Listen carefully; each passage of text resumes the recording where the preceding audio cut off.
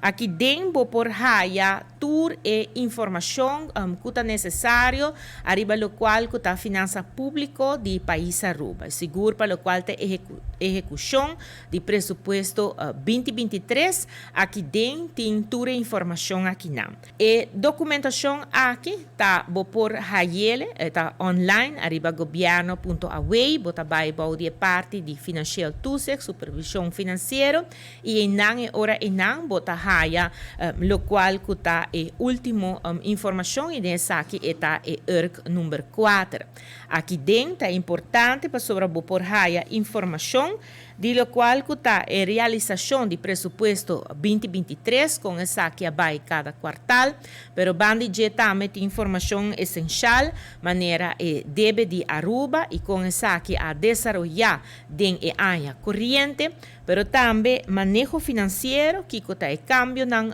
ko awarda si so ribe punto aqui tem hope trabalho nang ta awarda si pasina por duna melhor vista de com e manejo ta awardo hiba, pero também tem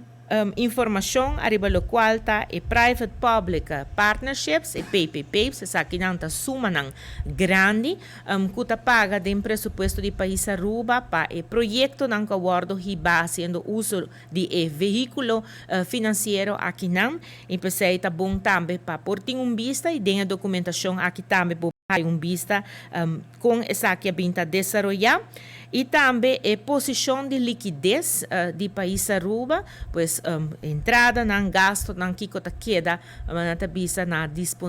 disponível para por cumprir com tudo o qual está é parte das responsabilidade financeira do governo e mais claro não somente o governo sua cifra não pero também tem para o qual está o setor coletivo aqui dentro também está brinda o resultado de aqui. Pois, com outra palavra, ERC aqui não, uitvoeringsrapportage, está contendo hope informação aqui dentro também, botar por exemplo, arriba, lo qual que está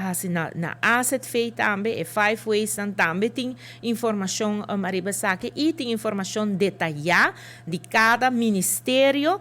e cambio não que está tendo com a desarrollar, que gasto não que entrada está tendo e com essa aqui a desarrollar.